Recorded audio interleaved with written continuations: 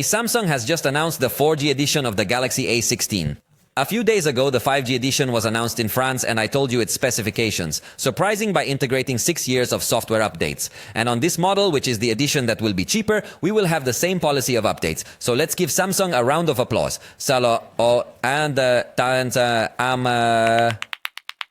It seems that for the first time, the entry range is going to get a high-end treatment. In fact, there are other manufacturers that don't even give you 6 years of upgrades on their high-end, which is fine for Samsung. Let me tell you about the rest of the features. It has a 6.7-inch AMOLED display with full HD plus resolution, also a 90 Hz refresh rate. Obviously, it won't have an ultra-spectacular display, but let's remember that we are talking about a device that is practically positioned in the entry-level segment, so I think it has a decent screen. In addition, it has the IP54 level of resistance against water and dust, which ensures that it is going to resist splashes. The integrated processor is the Helio G99, which for this range I think is very good. There are other manufacturers that integrate this processor in much more expensive devices.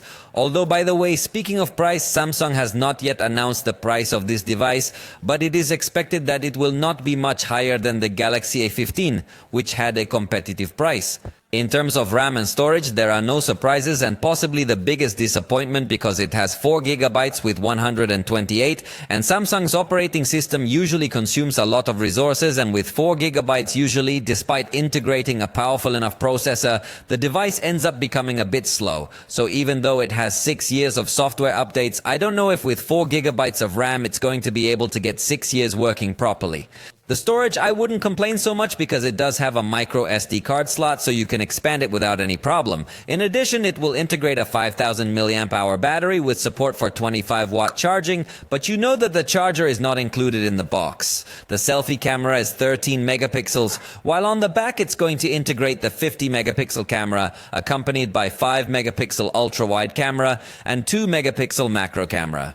So it has 3 cameras, 2 of them could be more useful, maybe the macro camera is not that useful, but at least they don't integrate artificial intelligence camera, which is a junk camera or depth camera, which likewise many manufacturers don't take advantage of. It has simple video recording capabilities, going up to full HD, integrates 4G connectivity, Wi-Fi 5 and Bluetooth 5.3. In addition, it does have NFC support and also comes with a headphone jack.